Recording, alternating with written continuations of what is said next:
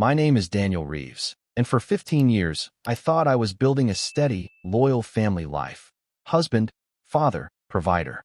I fixed what broke, held on when things got rough, and believed love meant staying no matter what. But one knock at the door changed everything. My wife didn't just cheat. She replaced me, in my own home, in front of our son. I didn't scream. I didn't beg. Instead, I uncovered every lie she thought she'd buried.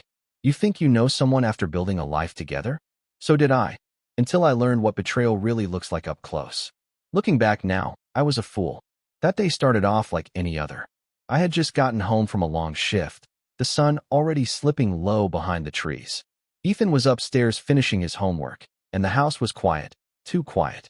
I remember putting my keys on the counter, taking off my shoes, and heading toward the kitchen. That's when I heard a knock at the door. Not a gentle knock either, sharp, deliberate. I opened it and froze. There, standing in the driveway like she owned the damn place, was Rachel. She was wearing tight jeans I hadn't seen her in for months and a top I knew for a fact I never bought her. Her hair was done like she was heading to a party, not home to her husband and son. But what twisted the knife wasn't her appearance. It was who was standing behind her, leaning casually against a sleek black Escalade. Arms draped over the shoulders of two boys I'd never seen before, was a man. Tall, tan, movie star hair. A smug look on his face like this whole mess was some kind of power play. The kids with him looked around Ethan's age, just old enough to understand that something wasn't right. And right behind me, clutching the doorframe with wide eyes, was Ethan.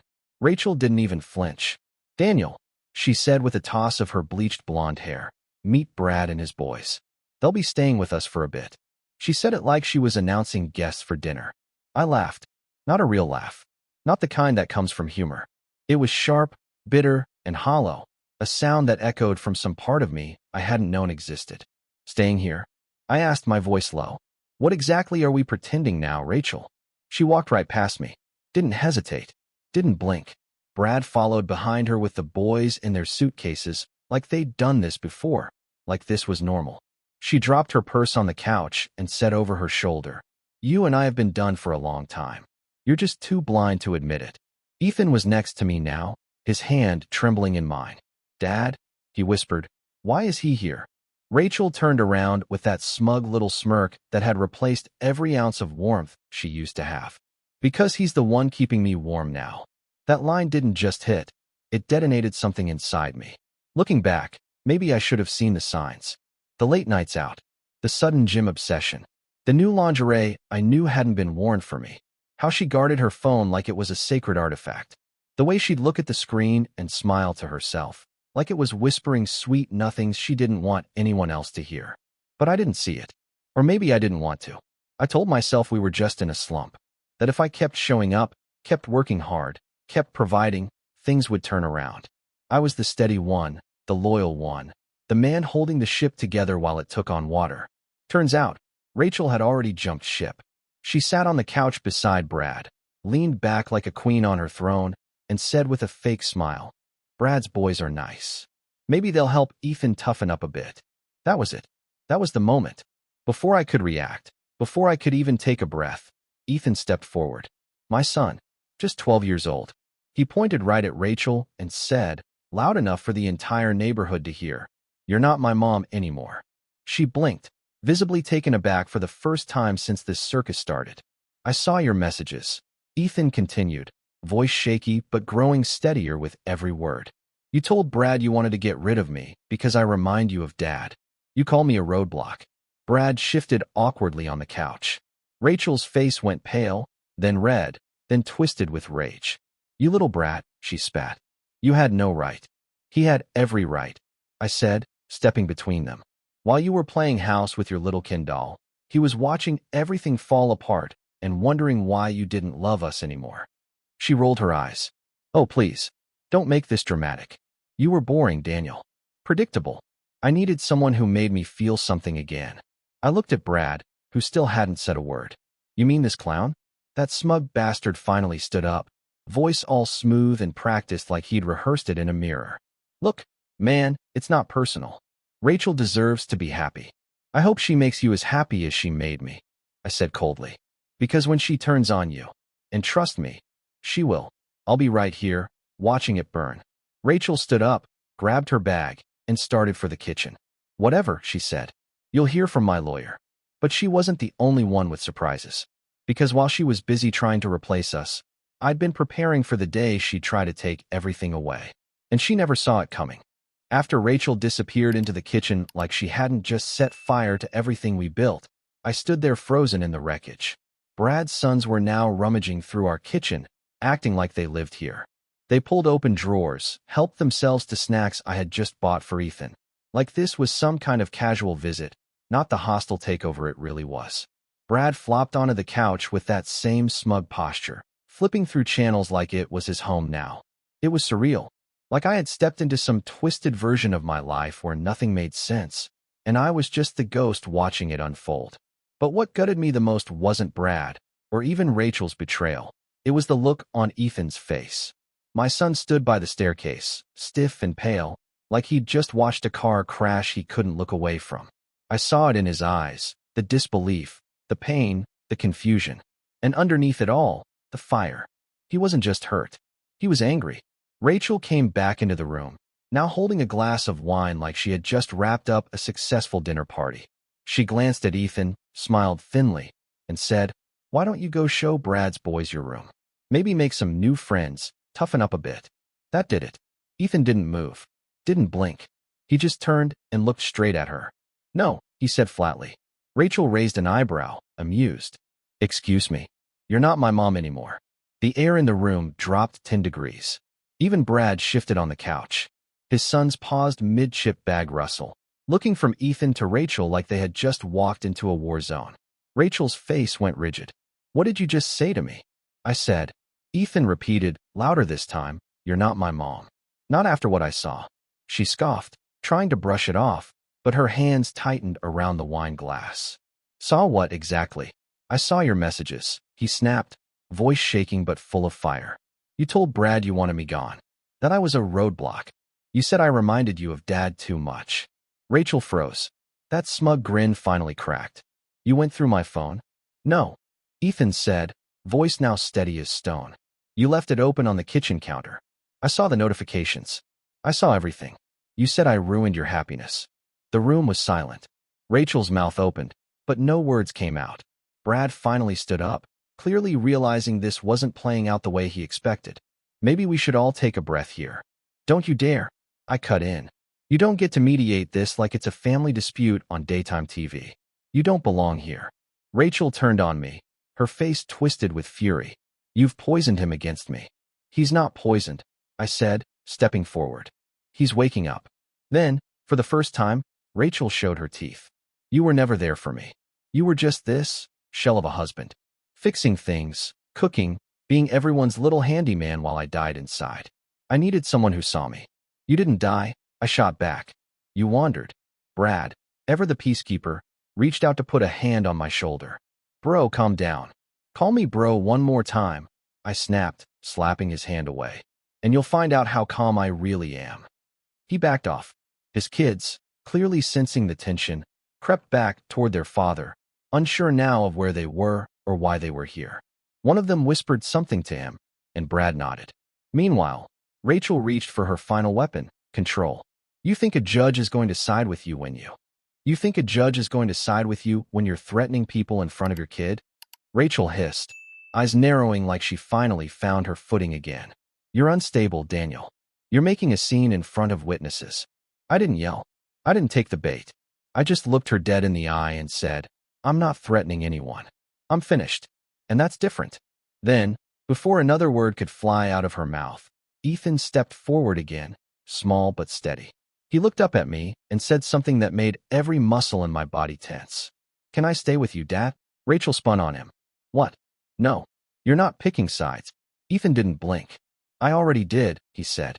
"The second you brought strangers into our home, like we didn't matter." Brad's sons looked at each other awkwardly, like even they didn't want to be part of this mess anymore. One of them whispered something to Brad again, and he knelt down to speak quietly with them. Meanwhile, Rachel, who clearly wasn't prepared for her son to reject her in real time, grabbed Ethan by the arm. "You're confused," she snapped. "I'm your mother. You don't talk to me like this." I didn't yell. I didn't threaten.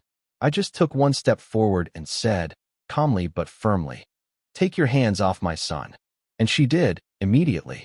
Like the tone in my voice reached something deep inside her she hadn't heard in years. She froze. For the first time since this all began, she looked rattled. Brad exhaled hard. "Maybe we should go." I turned to him, finally letting the rage crack through my calm. "Maybe you should have thought about that before walking into another man's home with your bags and your smug little smile." Rachel, clearly flustered now, grabbed her purse. "This isn't over," she snapped. "No," I said. "It's just beginning." They left. All of them. Brad didn't say a word. His kids shuffled behind him. Rachel walked with her head high, pretending she still had some dignity left. Ethan stood beside me as we watched them get into that flashy SUV and drive away. One of Brad's kids turned around and gave Ethan a small wave. He didn't wave back.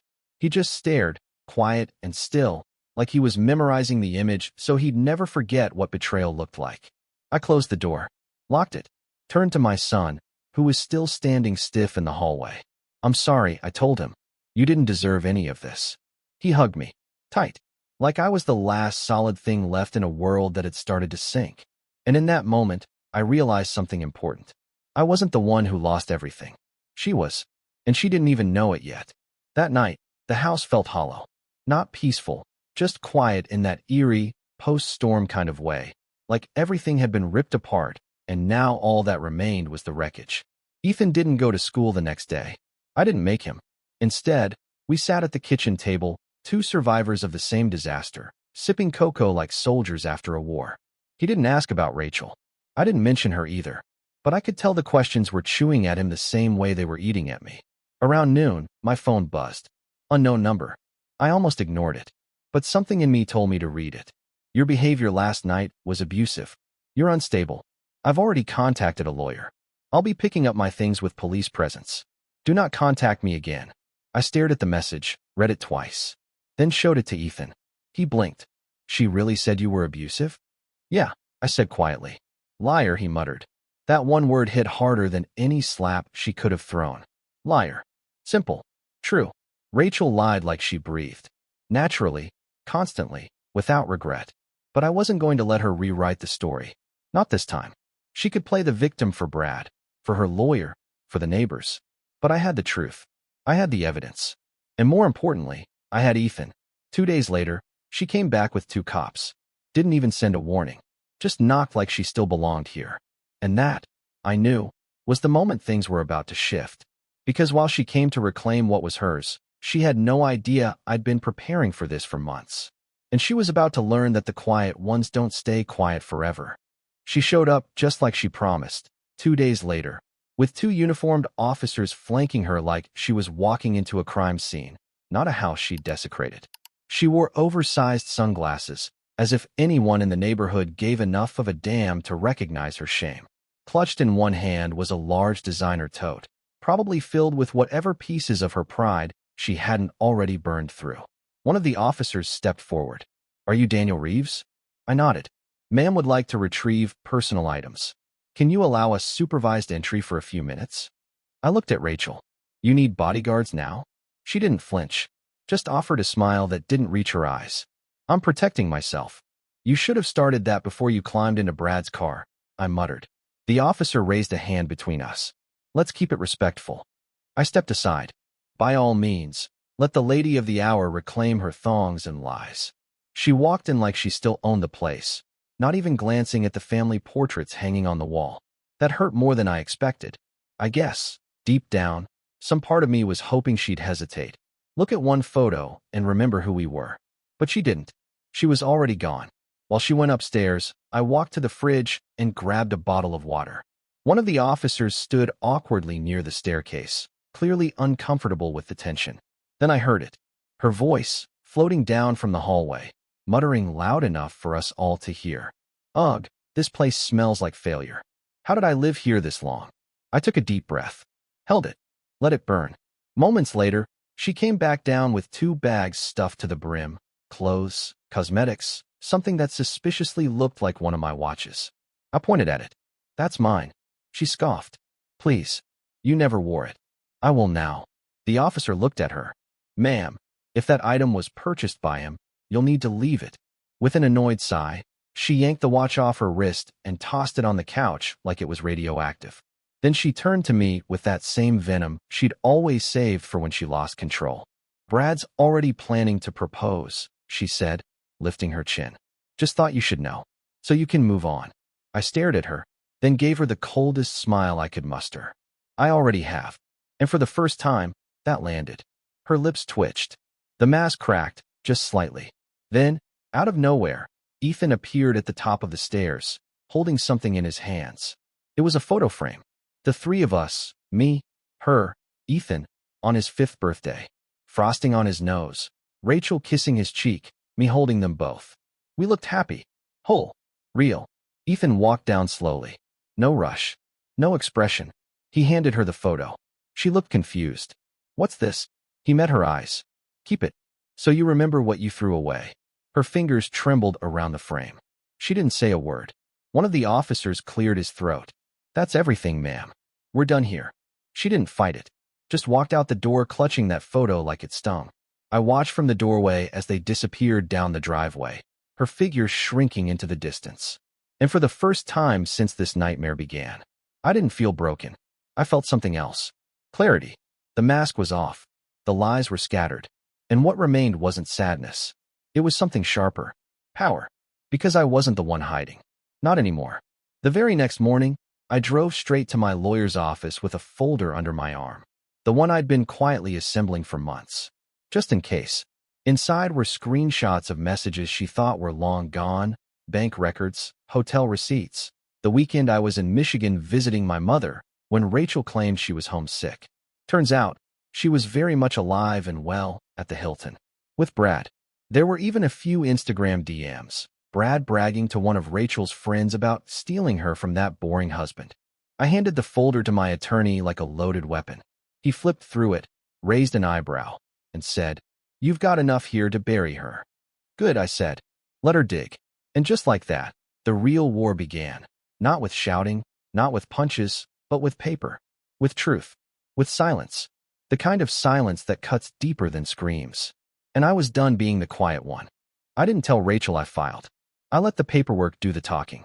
The day after my meeting with the lawyer, the process was already in motion. The documents were served at Brad's house. On purpose. While she was inside playing pretend with her shiny new family.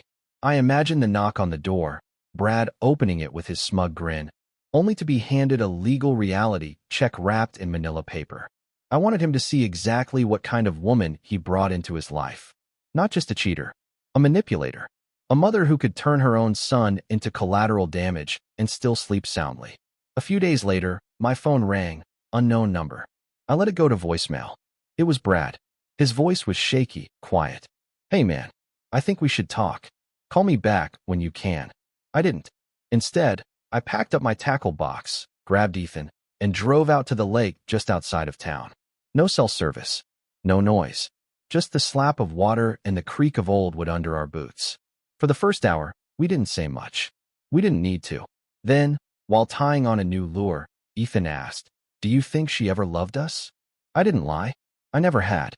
"I think she loved the version of us that was convenient for her," I said, "but not the one that needed real work."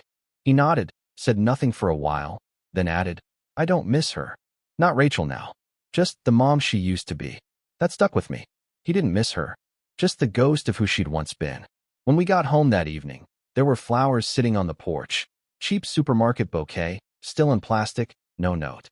I didn't bring them inside. I tossed them straight into the trash. That night, my lawyer emailed me a recording. The private investigator I'd hired weeks ago had picked up something interesting. A dinner, Brad and a woman who wasn't Rachel. Same restaurant Rachel used to love. Same smug attitude on his face, according to the waitress. Apparently, he'd been coming in for over a month. With her. Overlapping timelines. I didn't tell Rachel. Not yet. I sent her one message instead. "Your fairy tale is cracking. I'd stay close to home this week." 10 minutes later, she replied, "What the hell are you talking about?" I left her on read. 2 nights later, there was a knock at the door. 11 p.m. Ethan was already asleep. I opened it, and there she was. No Brad. No makeup. Hoodie. Leggings. Hair in a messy bun, but not the cute kind. The unraveling kind. Daniel, she started, trying to sound calm. Can we talk? I stepped outside and closed the door behind me. No. She flinched like I'd slapped her. It's important, she said. Brad and it's not working out. Shocker. I made mistakes, okay? Big ones. I see that now. You made choices, I corrected. Over and over again. She got quiet. Her voice lowered. I don't want Ethan to hate me. Then you shouldn't have brought a stranger and his kids into his home like it was some twisted replacement fantasy. I didn't know what else to do, she whispered. That's the problem, Rachel. You never think past the moment. Then she reached out, laid her hand on my arm, and said the line I'll never forget. Maybe we could fix this for Ethan. I stared at her. Not the woman she was now, but the echo of who she used to be. The one who danced in the kitchen with pancake batter in her hair. The one who cried the day we brought Ethan home. Then I stepped back. I already did. I fixed everything the moment you left. I turned, opened the door, and shut it in her face. She didn't knock again, but I knew it wasn't over. Not with her. Because someone like Rachel doesn't walk away quietly. She waits. She plans. And then she strikes when she thinks you've started to breathe again. But this time, I was ready. 3 days. That's how long the silence lasted after I shut the door in her face. No messages. No late-night calls. No flowers left at the doorstep. For a moment, I let myself believe she was finally letting go. That maybe, just maybe, Rachel had realized the damage she caused and had enough decency to stay gone. I should have known better. Friday evening, I pulled into the driveway after work and saw her car already parked there. Front wheels turned in like she was settling in for a stay. She stood in the front yard, pacing, arms crossed, dressed to kill, tight black dress, blood-red lipstick, heels too high for grass. She looked more like she was heading to a bar than trying to repair a family. Ethan wasn't home yet. His school bus would be pulling up any minute. I had maybe 20 minutes. I got out of the car and walked toward the front door without a word. Daniel, she called out behind me, all sugar and effort. You look good. I didn't stop. What do you want, Rachel? She followed me up the steps like a stray dog in stilettos. I talked to Brad, she said, like it was casual. We decided things aren't working out. Too different. The boys didn't get along. Tragic, I muttered, unlocking the door. She didn't wait to be invited in. Just slipped past me like the last few weeks hadn't happened, plopped down on the couch like she still belonged here. I've been thinking, she said, smoothing her dress. Maybe I made a mistake. You did, I said, shutting the door. A series of them, actually. I wasn't myself, she said, giving me those wide, watery eyes she used to flash when she wrecked the car or overdrew the credit card. You know how lost I was. I needed attention. I needed to feel seen. I leaned against the wall, arms folded. So you cheated, lied, humiliated me, brought a stranger and his kids into our home like we were some backup plan. Then, when that didn't work, you accused me of abuse to cover your guilt. You filed with a lawyer to make me look unstable. And now you're here, what? Hoping I forgot. She opened her mouth, but I cut her off again. And you told our son, that he reminded you too much of me. Need me to keep going? Her voice cracked. I just want another chance. Not for me. For Ethan. He deserves a full family. I stared at her for a long moment. Then I told her the truth. I filed for full custody. You'll get visitation, supervised, until Ethan says otherwise. She jumped to her feet, eyes blazing. You can't do that. I already did. You want to fight it? Bring your folder. I'll bring mine. You think this makes you the better parent? No. I think staying, while you left, makes me the better parent. I think sticking through every lie, every door you slammed, every cold night where you pretended I didn't exist, that makes me the better parent. She was breathing hard now, like a boxer in the final round with nothing left but fury. Then we heard the bus. I stepped outside as Ethan came down the sidewalk, backpack half-zipped, hair messy from the wind. He spotted her right away and stopped. Mom, he said flatly. She lit up like a stage light. Hey, baby. He didn't smile. Why are you here? I came to talk to your dad, she said sweetly. Just grown-up stuff. He looked at me. I gave him a slight nod. He walked up the steps and stood beside me. Are you staying? He asked her. I was hoping to. No, he said, voice firm.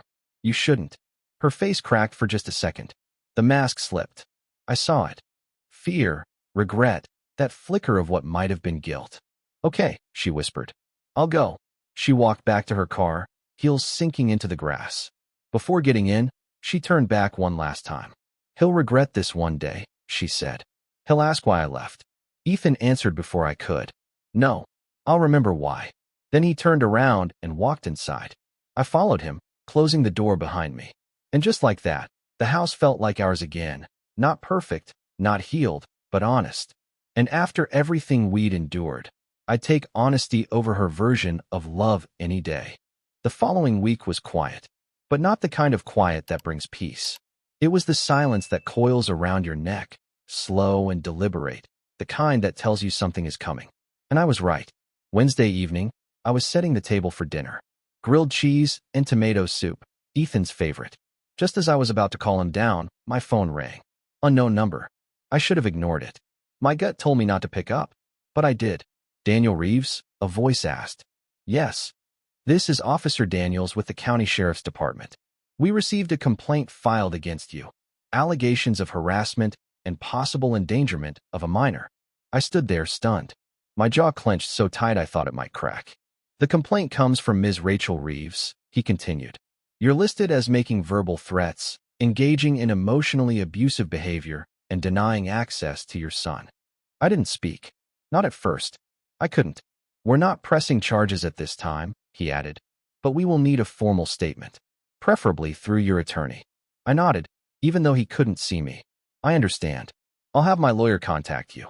When I hung up, my hands were shaking. Ethan looked up from the table. "What's wrong?" I forced a smile. "Just some paperwork I forgot about." I didn't tell him. Not yet. But inside, I was boiling. She wasn't done. She couldn't leave gracefully. Couldn't accept that she had burned every bridge and lost the only people who ever truly gave a damn. Now she was twisting the truth to make herself the victim, again. That night, after dinner, I called my lawyer. He wasn't surprised. "She's cornered," he said. "She's losing control, and now she's clawing for it. The good news? You've documented everything. Let her come." I barely slept. I lay in bed staring at the ceiling, thinking about every warning sign I ignored. Every time I excused the coldness in her eyes, the excuses, the lies. I wanted to believe she was just lost, but she wasn't. She was cruel. The next day, she showed up at Ethan's school. She wasn't supposed to. The court paperwork made it clear, no contact without prior approval. But she waited in the parking lot after school and cornered him before he could get on the bus. Tried to convince him to come stay with her for a few days. He said no. She got angry. A teacher saw it all. By the time I got the call from the principal, Ethan had already been taken to the office. Rachel was gone, but the security cameras caught the confrontation. It was enough for my lawyer to file a violation. That night, she texted me, "You're turning my son against me. You'll regret this." "He will too." I didn't respond. I showed it to my lawyer. That weekend, I sat Ethan down. Told him everything. Not the dirty details. He was still too young. But the truth, as much as he could carry. "Your mom, she's made choices. Choices I can't protect you from anymore. But I will always make sure you're safe. No matter what she tries." He nodded. "I know, Dad. I see it." Then he said something I'll never forget. "I used to wish she'd come back. Now I hope she doesn't." I didn't know whether to cry or thank him. Part of me ached for him. Another part felt relief. Because he saw it now. Clearly. He wasn't confused anymore. Neither of us were. The next day, a letter arrived. Her official response. She wanted joint custody. Equal time. Week on, week off. It was laughable. But I didn't laugh. Because I knew this wasn't about motherhood. It was about control. It was about punishing me for not letting her walk away clean. She thought I'd bend. She thought I'd crack. But she forgot something important. I don't lose to liars anymore. Not even the ones I used to love. Court day was coming. And I was ready. Not just with evidence, but with conviction. Because she tried to break me. And all she did was make me stronger. Court day. I stood in front of the mirror that morning adjusting a tie I hadn't worn since my father's funeral. Not for Rachel. For Ethan. To show him that even when the world tries to drag you through the mud, you rise clean, dignified. Ethan wasn't with me, of course. He was with my sister, playing Xbox, hopefully not thinking about what his parents were about to tear apart in front of a judge. He didn't need to see the performance I knew Rachel would put on. My lawyer met me at the courthouse. Calm, composed, the kind of guy who didn't blink even if the ceiling caved in. I like that. He looked over at me and said, "She'll play the victim. Let the documents talk." And that's exactly what we did. Rachel arrived 10 minutes late. White blouse, hair tied back, minimal makeup. The look of a woman who wanted to seem composed, maternal, wounded. But Jason wasn't with her. That ship had quietly sunk when she found out about his side relationship. She tasted betrayal, finally. I guess karma doesn't ask permission. The hearing started. Backgrounds, custody arrangements, the usual back and forth. Then her lawyer stood up and delivered a monologue worthy of a soap opera. Mrs. Reeves has endured years of emotional neglect. She attempted to salvage the marriage, but was met with distance. Yes, she made a mistake, but only after her emotional needs were consistently ignored. She simply seeks to rebuild her relationship with her son, which has been unfairly restricted by the father. Unfairly? My lawyer stood. No theatrics, just facts. Exhibits A through F, hotel receipts, text messages, Instagram DMs. Exhibit G, statements from teachers, therapists, and even Ethan himself, documenting the decline in his mental health after Rachel's betrayal, the unwanted visit at school, the late-night emotional calls she made from Brad's house. The judge flipped through every page silently. When his eyes met mine, I didn't see pity. I saw clarity. Then Rachel took the stand. She cried on cue, voice quivering, lips trembling. "I just want my family back," she whispered, eyes red. Jason wasn't what it looked like. I was lost. I felt invisible. Daniel stopped seeing me. I made mistakes, but I never stopped loving my son. She looked at me, like I was supposed to nod, cry, maybe even apologize. I didn't move. When it was my turn, I didn't perform. I didn't cry. I told the truth. I loved her. I gave her everything. She didn't just leave, she detonated our lives. She brought another man and his children into our home, while our son was still trying to understand what happened. She replaced us, and when it all fell apart, she came back, not to fix it, but to control what remained. I paused and turned slightly toward the judge. But this isn't about me. It's about Ethan. And all he wants is peace. Stability. A home that doesn't change every time someone new shows up at the front door. The courtroom was silent. Not tense, respectful. Because they understood. Finally, someone did. 3 days later, the ruling came in. Primary custody granted to me. Supervised visitation for Rachel every other weekend. All violations would result in suspension of rights. I didn't celebrate. I didn't gloat. I just folded the paperwork and placed it neatly in a drawer where it belonged. When we exited the courtroom, Rachel followed me to the parking lot. "You think this is over?" she hissed. "You humiliated me in there." "No," I said. "You did that to yourself. I just stopped covering for you." She stepped closer, lowering her voice into that twisted sweetness she used to use when she wanted something. "He's still my son, Daniel." I didn't flinch. "You had a son. You lost him the moment you chose someone else over him." She didn't respond. She just turned and walked off, heels clicking like hollow echoes behind her. That evening, I picked up Ethan from my sister's place. On the way home, he stared out the window, quiet. Then he asked, "Did we win?" I thought about it, then smiled. We didn't lose. And for now, that's enough. The weeks that followed were different. Not easy, not light, but real. The tension was gone. The fake apologies stopped. The surprise visits ended. Ethan smiled more. Slept better. He didn't jump when the doorbell rang. He laughed while brushing his teeth. That was our victory. She tried calling. Left voicemails, some pitiful, some poisonous. "I miss him, Daniel. You poisoned him against me. Maybe we can talk, start over." I blocked her. One night, Ethan came into the living room holding an old photo album. The leather-bound one Rachel insisted we make when he was born. He sat next to me, opened a page, and asked, "Do you think she ever looks at these?" I paused. "I think she does. I think she realizes what she lost." He nodded, pointed at a photo, me holding him in the hospital, her smiling beside us. "She used to be good," he whispered. I put an arm around him. "People change," I said. "Some become better. Some become strangers." He looked up at me. "I'm glad you didn't." And I smiled. "I did change, buddy. I just didn't break." If there's anything this storm has taught me, it's that age doesn't shield you from betrayal, but it can give you the strength to stand taller through it. I used to believe that loyalty would always be enough. That if you just stayed, if you worked hard, loved hard, and held on tight, people would stay true. But life has a brutal way of teaching you that some hearts change, and no amount of sacrifice can stop someone who's already halfway out the door. To those in the later chapters of their lives like me, don't let the fear of starting over keep you in something that's broken.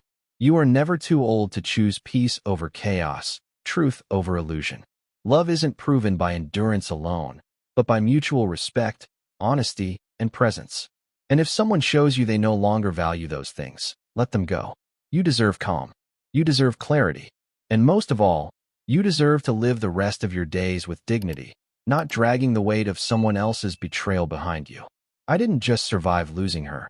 I found myself again in the wreckage. And that's a victory no one can ever take from me.